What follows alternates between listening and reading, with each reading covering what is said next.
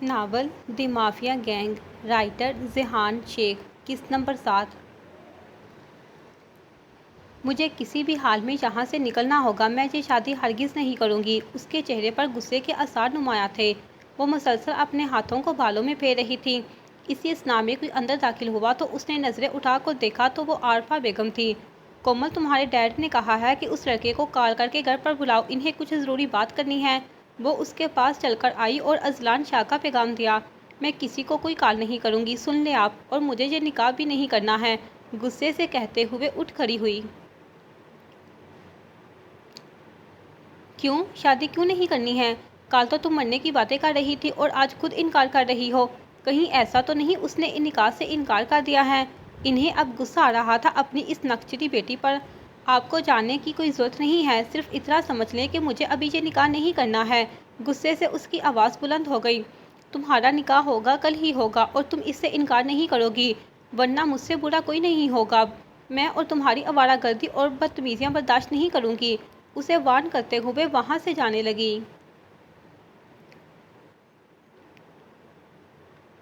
ٹھیک ہے، اگر آپ لوگوں کو زور زبردستی کی تو میں اپنی جان دے دوں گی، وہ چیخی۔ اس کی آواز کمرے سے باہر گزر رہے اور رات کی سماعت سے ٹکرائی۔ اس کے چہرے پر غصے کی ایک لہر دوڑ گئی۔ وہ دار سے دروازہ کھول کر اندر داخل ہوا۔ ابھی تم کیا کہہ رہی تھی مما سے؟ وہ سینے پر ہاتھ باندھے سنجیدہ لہجے میں پوچھ رہا تھا۔ میں یہ نکاح نہیں کروں گی، اس نے ڈٹائی سے جواب دیا۔ وجہ؟ اس نے وجہ جاننا چاہی۔ وجہ کوئی نہیں ہے، بس میں یہ نکاح ابھی نہیں کروں گی اور آپ لوگ مجھ سے زور زبردستی نہیں کر سکتے۔ اس کی بات پر اوراق خون گون کر رہ گیا۔ اس کا دل چاہا کہ سامنے کھڑی اپنی بہن کا گلا دبا دے، لیکن وہ نہیں کر سکتا تھا۔ تمہارا نکاح کل ہی ہوگا اور ہم زبردستی کریں گے کیونکہ اب مزید بے عزتی نہیں کرا سکتے، اور اگر تم نے کچھ بھی ایسا ویسا کرنے کی کوشش کی تو یاد رکھنا تمہاری جان میں اپنے ہاتھوں سے لوں گا۔ سرد مہری سے کہتے ہوئے اس کے ہاتھ سے سیل فون لے لیا اور کمرے سے نکلتا چلا گیا۔ فیضی کو ہوش آیا تو اس نے مندی مندی آنکھوں سے اپنے اطراف میں دیکھنے کی صحیح کی۔ چوٹ لگنے کی وجہ سے اس کا سر بھاری ہو رہا تھا۔ بمشکل اپنی آنکھیں کھولے وہ چاروں طرف دیکھ رہا تھا۔ یہ ایک چھوٹا سا کمرہ تھا، اس میں گہرا اندھیرا تھا، صرف سامنے دیوار پر بنے چھوٹے سے روشن دان سے ہلکی ہلکی روشنی آ رہی تھی۔ تبھی اس کی نظر داہنی طرف کرسیوں سے بندے فارس پر پڑی۔ انہیں کرسی کے ساتھ باندھا گیا تھا۔ حارث، اے حارث اٹھ جا! اس نے دبی دبی آواز میں حارث کو پکارا۔ وہ ہلکا سا کسمسایا آنکھوں کو زبردستی کھول کر دیکھنے کی کوشش کر رہا تھا۔ اٹھ جاؤ یار، ہم کڈنیپ ہو چکے ہیں۔ فیضی کی باتوں پر اس کی آنکھیں مکمل کھل گئیں۔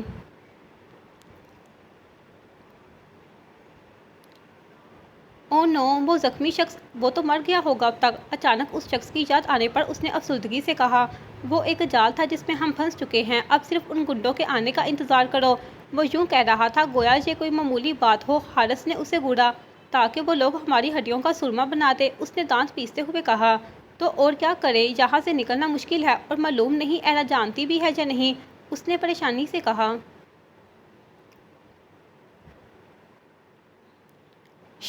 چپ رہو، لگتا ہے کوئی آ رہا ہے۔ اس نے آہٹ سننے کے لیے کان لگا دی۔ کسی کے بھاری قدموں کی آواز آ رہی تھی۔ گاؤں کے ایک حال نما گھر میں شادی تھی، جہاں صرف ان لڑکیوں کی شادی ہو رہی تھی جو مالی اعتبار سے غریب تھی، جن کی شادی جہیز کی وجہ سے نہیں ہو پا رہی تھی۔ شہر سے لڑکوں کو لا کر ان 4 لڑکیوں کے ساتھ شادی کر کے انہیں شہر لے جاتے تھے، اور شادی کے بعد 1 مہینے تک ان کے ماں باپ سے ملنے کا موقع ملتا تھا۔ اس کے بعد وہ لڑکیاں اپنے گھر والوں سے ملنے کے لیے ترستی رہتی تھیں، لیکن کوئی سننے والا نہیں تھا۔ ان کے ماں باپ سب کچھ جاننے کے باوجود بھی اپنی بیٹیوں کو ان کے حوالے کر دیتے تھے۔ مافیا گینگ اور ابان شاہ اپنا حلیہ تبدیل کر کے اسی میرج ہال کے ایک کمرے میں موجود تھے۔ ابان شاہ کے گارڈز عام سے لباس میں ملبوس حال میں ادھر ادھر پھیلے ہوئے تھے اور ایئر پیس کے ذریعے ایک دوسرے سے رابطے میں تھے۔ کہاں رہ گئے یہ لوگ؟ اب تک تو آ جانا چاہیے تھا۔ عدنان کلائی پر بندی گاری میں وقت دیکھتے ہوئے بولا، میں کال کر کے دیکھتا ہوں کہاں ہیں وہ دونوں۔ فارس نے سیل فون میں حارث کا نمبر ڈائل کیا اور کال ملائی۔ بیل جا رہی تھی لیکن کوئی کال نہیں اٹھا رہا تھا۔ ارے یار، یہ فون کیوں نہیں اٹھا رہا؟ اس نے پھر سے کال ملائی لیکن کوئی جواب نہیں آیا۔ اتنے میں ایرا کے فون میں نوٹیفیکیشن بیپ ہوا۔ نان نمبر سے میسج تھا۔ اس نے میسج اوپن کیا تو اس کی آنکھیں پھٹی رہ گئی۔ ایک فوٹو تھا جس میں حارث اور فیضی تھے۔ وہ فوٹو دیکھے ایرا کا دماغ گھوم گیا۔ اسی پل نان نمبر سے کال آئی۔ اس نے کال ریسیو کی اور فون کو کان سے لگایا۔ ہیلو مافیا کوئن، کیسا لگا میرا سرپرائز؟ کسی شخص کی آواز ابھری۔ I will spoil you feet bastard if you even touch them. वो गुस्से से चीखी। उसकी चीख पर सब हैरत से देखने लगे। माफिया क्वीन, इतना सेहत के लिए गुस्सा ठीक नहीं होता। Please relax girl. मैं उन्हें एक शर्त पे छोड़ूंगा, अगर तुम खुद को मेरे हवाले कर दो। तुम्हारे पास सिर्फ 2 घंटे का टाइम है। इसके बाद जो होगा उसकी जिम्मेदार तुम खुद होगी। और हाँ, तुम अकेली आओगी। अगर तुम्हारे साथ कोई और भी हुआ तो तुम्हारे साथ उन दोनों की भी जान जाएगी। उसने मकरू हंसते हुए कहा और कॉल डिस्कनेक्ट कर दी। उसकी हंसी से एरा के तन बदन में आग लग गई। उसका बस नहीं चल रहा था कि मोबाइल में घुसकर उसको ऊपर पहुंचा दे। Damn it! उसने गुस्से से मोबाइल को दीवार पर दे मारा। वो किरची किरची होकर ज़मीन बोस हो गया। वहाँ मौजूद हर कोई उसे सवालिया नज़रों से देख रहा था। अबान शाह बहुत गौर से उसकी एक एक हरकत को देख रहा था। कुछ तो खास था उसमें जो बाकी लड़कियों से उसे मुनफरिद बनाता था। एरा, क्या हुआ? किसका फ़ोन था? फारस ने सवाल किया। उसके सवाल पर एरा ने एक एक लफ्ज़ उनके गोश गुजार दिया। अब तुम क्या करोगी? क्या उसकी शर्त पूरी करोगी? अदनान की बात पर फारस ने उसे खा जाने वाली नज़रों से देखा। हाँ बिल्कुल, उसकी शर्त पूरी करूँगी, लेकिन अपने तरीके से। उसके लहजे में सख्ती दार आई। लेकिन तुम अकेली जाओगी? क्या तुम्हारी जान को खतरा हो सकता है? अबान फिक्रमंद हुआ। खतरा से खेलना मेरी आदत है और तुम फिक्र ना करो, मुझे कुछ नहीं होगा। उसके चेहरे पर हल्की सी मुस्कुराहट थी। अगर अबान उसको जानता तो ये बात कभी ना कहता। बाकी में कमरे से बाहर कोई था जो दरवाज़ा खोलकर अंदर दाखिल हो चुका था, लेकिन अंधेरे के बायस उसका चेहरा वाज़ह तौर पर दिखाई नहीं दे रहा था। माफिया गैंग के 2 खास मेंबर कैसे हैं आप दोनों? कोई तकलीफ तो नहीं हुई ना यहाँ तक पहुँचने में? आने वाले शख्स ने मज़ाहिया कहा। तकलीफ तो नहीं हुई है, हाँ, लेकिन सर बहुत ज़ोर से मारा था, अभी तक दर्द कर रहा है। फैज़ी ने भी उसी के अंदाज में कहा तो उस शख्स की बेसाख्ता हंसी निकल गई। क्या तुम जानते हो मैंने तुम्हें क्यों अगवा किया है? वो उनके करीब आते हुए राजदारी से पूछ रहा था। हाँ बिल्कुल, हम जानते हैं। तुम हमारे ज़रिए हमारी क्वीन तक पहुंचना चाहते हो। फैज़ी की बात पर वो शख्स बेइंतहा हैरान हुआ। अब तुम ये भी पूछोगे कि हम कैसे जानते हैं इसके बारे में, हालांकि तुमने अभी तक ऐसी कोई बात नहीं की। हारिस ने उसके जहन में गिरदश कर रहे सवाल को अपनी ज़ुबान से अदा किया। बिल्कुल, मैं जानना चाहूँगा, उसने ताजुब से कहा। हम नहीं बताएंगे। तुमने बताया था कि क्या हमें अगवा करने वाले हो? फैज़ी के उदासी से कहने पर हारिस ने छटपट कहका लगाया, जबकि वो शख्स गुस्से से तलमला उठा। यार, तुम मुश्किल वक्त में भी अपनी ज़ुबान पर काबू नहीं रख सकता? हाँ, हारिस ने हंसते हुए कहा। शायद तुम लोग मजाक करने के मूड में हो। चलो कोई बात नहीं, मैं भी अच्छा मजाक कर लेता हूँ। इस शख्स ने कहते साथ ही एक ज़ोरदार गोंसा फैज़ी के पेट में दे मारा। उफ, बस इतनी सी ताकत है तुम्हारे अंदर? कुछ खास दर्द नहीं हुआ है? फैज़ी ने उसे ललकारा। तो तुम्हें मेरी ताकत देखनी है? अभी दिखाता हूँ। लगातार 2-3 पंच उसके मुंह पर मारते हुए कहा। फैज़ी की नाक और मुंह से हल्का सा खून निकल गया। अगर तुम इतने ही ताकतवर हो तो मुझे हाथ लगा कर दिखाओ। हारिस ने उस शख्स को अपनी तरफ मतवज्जा किया। सेकंड में तुम्हारी हेकड़ी गुब्बारे से हवा की तरह निकाल सकता हूँ, उस शख्स ने मजाक उड़ाने वाले अंदाज में कहा। तो फिर इंतज़ार किस चीज़ का है? मेरे हाथ खोलो, अभी पता चल जाएगा कि कौन ज़्यादा ताकतवर है। फैज़ी सीना ताने होश से कह रहा था, जबकि हारिस उसकी बात पर अपना सर पीट कर रह गया। ये सब छोड़ो, मैं तुम्हें जहाँ एक खुशखबरी सुनाने आया हूँ। तुम्हारी क्वीन ने तुम दोनों के बदले खुद को मेरे हवाले करने का वादा किया है। उसके चेहरे पर शैतानी मुस्कुराहट थी। उसकी बात पर दोनों जोरदार कहका लगाया। क्या वाकई में तुम सच कह रहे हो? वो दोनों मुसलसल हंसे जा रहे थे, जैसे कोई लतीफ़ा सुन लिया हो। हाँ बिल्कुल, उसके पास सिर्फ 2 घंटे का वक्त है। अगर उसने खुद को हवाले नहीं किया तो तुम दोनों अपनी जान से हाथ धो बैठोगे। खबासत से हंसते हुए कहा और वहाँ से वॉकआउट कर गया, जबकि वो दोनों एक दूसरे का चेहरा देखने लगे। ये एक खंडरनुमा इमारत थी जहाँ पर स्टिचिंग कल्चर का काम हो रहा था। फिलहाल ये बंद पड़ी थी और गुंडे मुअल्लियों का ठिकाना बन चुकी थी। माफिया क्वीन तनहा इस इमारत के सामने खड़ी थी, हमेशा की तरह ब्लैक पैंट शर्ट के ऊपर ब्लैक कलर की हुडी में मलबूस थी। चेहरे पर मास्क लगाए, बाल पोनी में मुकैद थे। वो अपनी तेज़ नज़रों से अतराफ का जायज़ा ले रही थी। जब उसे अपने अकड़ में आहट महसूस हुई तो तेज़ी से पीछे पलटी तो वहाँ कोई नहीं था। वो आहिस्ता कदमों से एहतियात के साथ हाथ में मजबूती से पिस्तौल थामे आगे बढ़ रही थी। Most welcome mafia queen. जैसे ही इमारत के अंदर कदम रखा, उस शख्स की आवाज़ आई। कहाँ हो तुम और मेरे भाई कहाँ हैं? सपाट अंदाज में पूछा और नज़रें घुमाकर उस इमारत के अंदरूनी हिस्सों को देखने लगी, मगर वहाँ कोई नहीं था। लेकिन तभी उसकी नज़र दाएं तरफ दीवार पर लगे छोटे से कैमरे पर गई। जानी वो शख्स कैमरे के ज़रिए इसको देख रहा था। इतनी भी क्या जल्दी है मिलने की? इससे पहले मेरी कुछ बातें तो सुन लो, उसने हंसते हुए कहा। तो माफिया क्वीन ने जब्त से मुट्ठियाँ बेंच ली। जल्दी कहो जो भी कहना है, उसने अजलस से कहा। تم جاننا نہیں چاہو گے کہ تمہارے ماں باپ کی موت کیسے ہوئی ہے؟ اس شخص نے بات کا آغاز کیا۔ کیا مطلب ہے تمہاری بات کا؟ کیا وہ ایک کار ایکسیڈنٹ نہیں تھا؟ اس نے پرسوچ انداز میں پوچھا۔ نہیں، بالکل نہیں، وہ کار ایکسیڈنٹ نہیں بلکہ ایک سازش تھی انہیں قتل کرنے کی، اور اسے ایکسیڈنٹ کی شکل دے کر قتل کر دیا گیا تھا۔ اس کی بات سن کر مافیا کوئی نے کرب سے آنکھیں بند کر لیں۔ کچھ پل کے لیے وہ ساکت ہو گئی۔ اور یہ سب کچھ کرنے والے تم ہو نا؟ ویسے انہیں قتل کیوں کیا تم نے؟ اس نے سرد مہری سے پوچھا۔ اس کے سوال پر وہ شخص قدرے حیران ہوا۔ ایک بات کہوں، جب سے تم سے اور تمہاری گینگ سے ملا ہوں تم لوگ بس مجھے جھٹکا ہی دے رہے ہو۔ میں حیران ہوں کہ آخر تم لوگوں کو کیسے پتہ چل جاتا ہے۔ وہ شخص حیرت کی انتہا پر تھا۔ تم نے انہیں قتل کیوں کیا؟ کیا دشمنی تھی ان سے؟ اس کے سوال کو نظر انداز کرتے ہوئے اپنی بات پھر سے دہرائی۔ دشمنی؟ دشمنی تو نہیں تھی۔ اس نے سرد آہ بھری کچھ توقف کے بعد مزید کہنا شروع کیا۔ میں تمہاری ماں عائشہ سے محبت کرتا تھا۔ ہم دونوں کلاس فیلو تھے۔ وہ یونیورسٹی کا آخری سال تھا۔ تمہارا باپ بھی اسی یونیورسٹی میں پڑھتا تھا، لیکن اس کا ڈپارٹمنٹ الگ تھا۔ اسے بھی عائشہ اچھی لگتی تھی۔ وہ چھپ چھپ کر میری عائشہ کو دیکھتا تھا۔ وہ ایک بزدل اور سیدھا سادہ انسان تھا۔ اس میں ہمت نہیں تھی کہ عائشہ کے سامنے اپنی پسند کا اظہار کر سکے۔ عائشہ بھی اس بات سے انجان نہیں تھی۔ مجھے لگا تھا کہ وہ مجھ سے محبت کرتی ہے، لیکن نہیں، میں غلط تھا۔ اس نے سب کے سامنے میری محبت کو ٹھکرایا تھا۔ ایک دن جب میں نے اس کو یونیورسٹی میں اسٹوڈنٹس کے بیچ اپنی محبت کا اقرار کیا۔ ماضی: زرین، کیا تم فری ہو؟ مجھے تم سے کچھ ضروری بات کرنی ہے۔ عابد حسین اس کا راستہ روکے پوچھ رہا تھا، جو ہاتھوں میں کتابیں پکڑے تیز تیز قدموں سے کلاس کی جانب بڑھ رہی تھی۔ تمہیں جو بھی کہنا ہوگا کلاس کے باہر کہنا، ابھی مجھے دیر ہو رہی ہے، اس نے جلدی سے کہا اور آگے بڑھ گئی۔ اوہ کم آن یار، میں بھی اسی کلاس میں ہوں جس میں تم ہو، اور سر کو آنے میں ابھی ٹائم ہے۔ وہ پھر سے اس کی راہ میں حائل ہو گیا تو اس نے غصے سے اسے گھوڑا۔ عابد، مجھے کچھ ضروری نوٹس بنانے ہیں، اس لیے پلیز میں تم سے ریکویسٹ کرتی ہوں، کلاس کے بعد بتانا جو بھی کہنا چاہتے ہو۔ وہ التجائیہ نظروں سے اس کی طرف دیکھنے لگی۔ ٹھیک ہے، میں کینٹین میں تمہارا ویٹ کروں گا، کہتے ہوئے وہ چلا گیا اور زرین کلاس میں چلی گئی۔ عابد بے صبری سے کینٹین میں بیٹھا اس کا انتظار کر رہا تھا۔ کلاس ختم ہوئے 10 منٹ ہو چکے تھے اور ابھی تک وہ نہیں آئی تھی۔ بالآخر تنگ آ کر وہ خود ہی اس کے پاس جانے لگا۔ 2 قدم ہی چلا تھا کہ جب وہ سامنے سے آتی ہوئی دکھائی دی۔ اس کو دیکھتے ہی عابد کی آنکھیں چمک اٹھی اور ہونٹوں پر مسکراہٹ رقص کرنے لگی۔ ہاں بولو، کیا بات ہے؟ وہ اس کے پاس آتے ہوئے بولی۔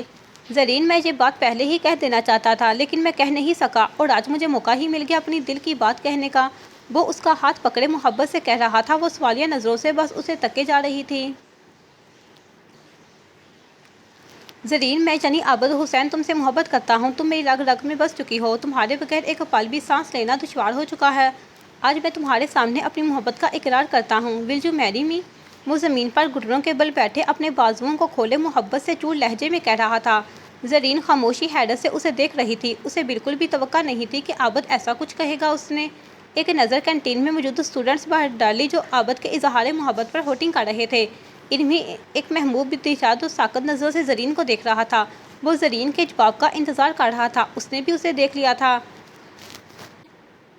ڈیئر زرین، ول یو میری می؟ اسے خاموش کھڑا دیکھ کر پھر سے پوچھا۔ عابد، میں تمہیں ہمیشہ سے ہی ایک اچھا دوست سمجھتی تھی اور دوستوں کی طرح ہی ٹریٹ کرتی تھی۔ شاید میں تم سے نہیں کروں گی۔ Please, I am sorry. اگر میری باتوں سے تمہیں تکلیف ہوئی ہو تو میں دل سے معافی مانگتی ہوں۔ اس نے سہولت سے انکار کر دیا اور وہاں سے جانے لگی۔ اس کی بات سن کر عابد شرمندہ ہوا۔ بڑے مجمع کے سامنے اس نے عابد کی محبت کا انکار کیا تھا۔ میں جانتا ہوں زرین، مجھے ٹھکرانے کی وجہ کیا ہے؟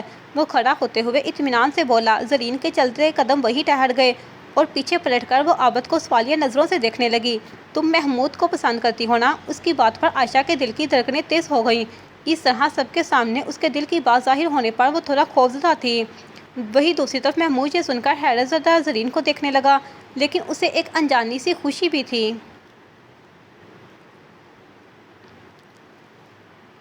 یہ کیا بکواس کر رہے ہو تم؟ ایسا کچھ نہیں ہے۔ اس نے فوراً اس کی بات کی نفی کی۔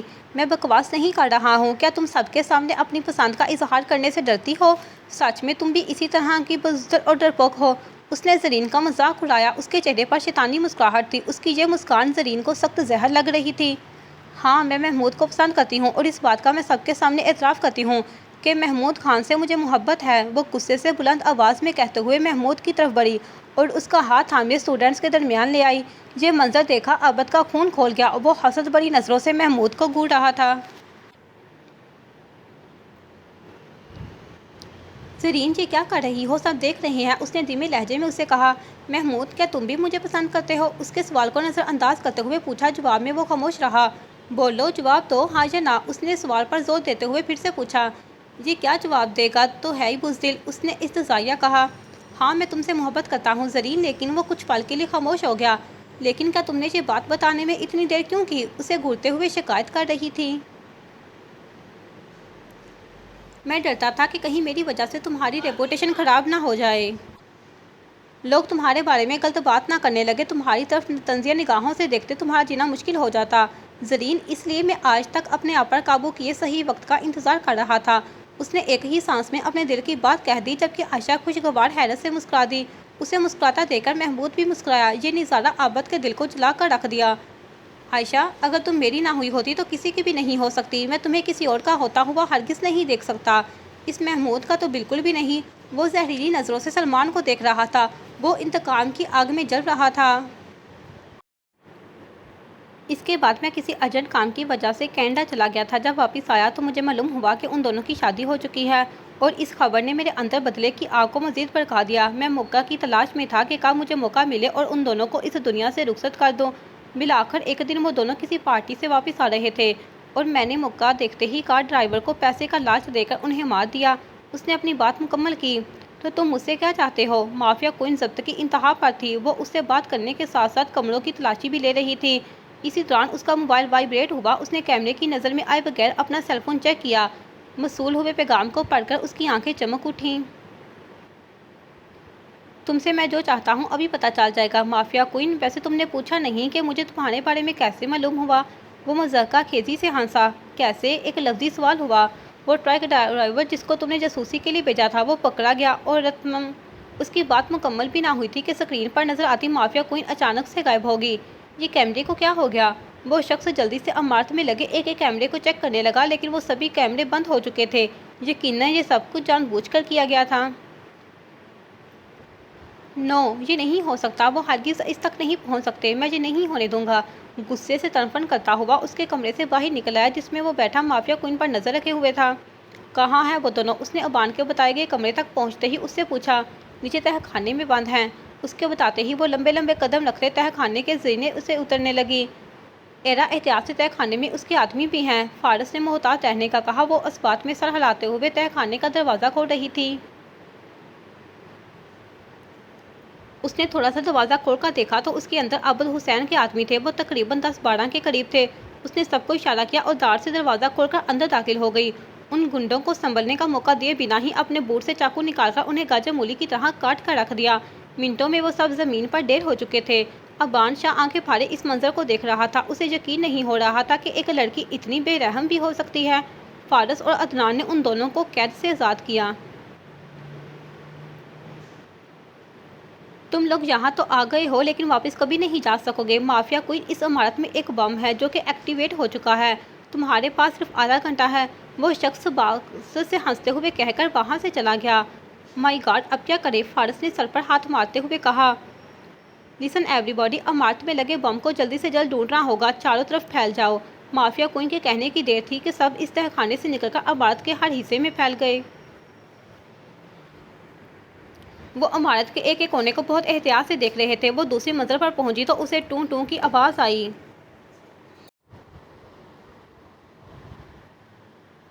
وہ عمارت کے ایک کونے کو بہت احتیاط سے دیکھ رہے تھے۔ وہ دوسری منزل پر پہنچی تو اسے ٹوں ٹوں کی آواز سنائی دی۔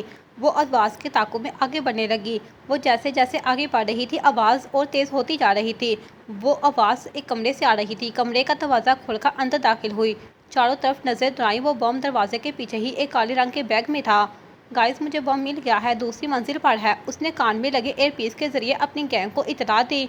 ایرا، بم کو ہاتھ مت لگانا، ہم ابھی وہاں آ رہے ہیں، عدنان اجرت سے کہتے ہوئے دوسری منزل کی طرف بڑھ گیا۔ اس کے پیچھے ہی فارس اور بادشاہ کے باڈی گارڈز بھی بھاگے۔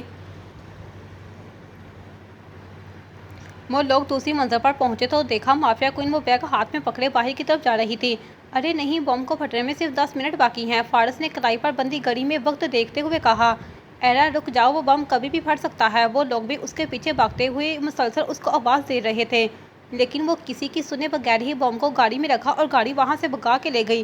مافیا گینگ اور بادشاہ بھی اپنی اپنی گاڑی میں سوار ہو کر اسی راستے پر چل دیے جہاں سے مافیا کوئن جا رہی تھی۔ وہ کار کو ہائی سپیڈ میں چلا رہی تھی، ہوا کو چیرتی ہوئی گاڑی آگے بڑھ رہی تھی۔ کچھ ہی دور جا کر اس نے کار کو بریک لگائے اور گاڑی میں رکھے بم کو باہر نکالا۔ یہ آبادی سے دور ایک سنسان علاقہ تھا، دور دور تک کوئی جاندار نظر نہیں آ رہا تھا اور آگے جا کر ایک بڑا سا لیک تھا۔ وہ بم کو لیے اسی لیک کی طرف بھاگ رہی تھی۔ مافیا گینگ اور بادشاہ بھی پہنچ چکے تھے۔ ایڈا اسٹاپ، پلیز رک جاؤ، خدا کے لیے رک جاؤ یار۔ وہ چاروں بھائی اس سے التجا کر رہے تھے لیکن وہ ان کو مسلسل نظر انداز کر رہی تھی۔ لیک کے پاس پہنچ کر اس نے ایک آخری دفعہ اپنے عزیز بھائیوں کو دیکھ کر ہاتھ کو ہوا لہرا رہی تھی جیسے الوداع کہہ رہی ہو۔ وہ ان کے پہنچنے سے پہلے ہی لیک میں کود گئی۔ اس کے چھلانگ لگاتے ہی فضا میں ایک دھماکہ ہوا بم بلاسٹ ہو گیا تھا۔ ایڈا سسٹر، چاروں بھائیوں کی دلخراش چیخ بلند ہوئی، ان کی آنکھوں میں آنسو آ گئے تھے۔ وہ بے دم ہو کر زمین پر بیٹھتے چلے گئے۔ ابان نے تکلیف سے آنکھیں میچ لی اور جب اپنی بند آنکھوں کو کھولا تو ان میں آنسو تھے۔ میری بہن، یہ تم نے کیا کیا؟ تم ایسا کیسے کر سکتی ہو؟ تم اپنا وعدہ کیسے توڑ سکتی ہو؟ فیضی روتے ہوئے شکایت کر رہا تھا۔ سسٹر، تم نے ہم سے وعدہ خلافی کیوں کی؟ تم نے تو کہا تھا کہ ہم مریں گے بھی ساتھ اور جئیں گے بھی ساتھ۔ فارس کی درد بڑی آواز آئی، اس کی آنکھوں سے ایک آنسو ٹوٹ کر گرا۔ لیکن تبھی لیک میں ہلچل ہوئی۔ انہوں نے لیک کی طرف دیکھا تو مافیا کوئن پانی سے باہر نکل رہی تھی۔ اسے زندہ دیکھ کر چاروں بھائیوں کے چہرے کھل اٹھے جبکہ ابان بھی آنکھوں میں آنسو لیے مسکرا اٹھا۔ وہ چاروں اس کی طرف بھاگے اور ہاتھ آگے بڑھا کر مافیا کوئن کو باہر نکالا۔ انہوں نے ایک ساتھ زور سے اس کو گلے لگا لیا جبکہ حارث ایک طرف کھڑا اس کو دیکھ رہا تھا۔ ڈیئر، تم ٹھیک ہو نا؟ فارس اس کو سرتاپا جائزہ لیتے ہوئے فکر مندی سے بولا۔ میری پیاری بہن، تم ٹھیک ہو نا؟ کہیں چوٹ تو نہیں لگی؟ فیضی نے آنکھوں سے آنسو صاف کرتے ہوئے پوچھا۔ کہیں چوٹ تو نہیں لگی ہے نا؟ تم کہو تو ہم ہاسپٹل چلتے ہیں۔ عدنان نے آنسوؤں سے تر چہرے کو صاف کرتے ہوئے پوچھا۔ اپنے بھائیوں کی محبت پر اس کی آنکھیں آنسوؤں سے بھر گئی۔ میں ٹھیک ہوں یار، کچھ نہیں ہوا مجھے، تم لوگ فکر نہ کرو، اس نے مسکراتے ہوئے جواب دیا۔ ایڈا، تم نے تو ہماری جان ہی نکال دی تھی، ایسا بھی کوئی کرتا ہے؟ میں تم سے ناراض ہوں۔ وہ منہ پھلائے کسی چھوٹے بچے کی طرح ناراضگی دکھا رہا تھا۔ اس کا پھلا ہوا چہرہ دیکھ کر سب ہنس دیے۔ میرے پیارے بھائی، ابھی تو تم لوگوں کے ساتھ میں نے بہت سے ایڈونچر کرنے ہیں، بہت سے باغیوں کو جہنم واصل کرنا ہے، اتنی جلدی کیسے تم لوگوں کو چھوڑ کر جا سکتی ہوں؟ اس کے چہرے کو اپنے ہاتھوں میں لیے محبت سے کہا لیکن وہ خاموش رہا۔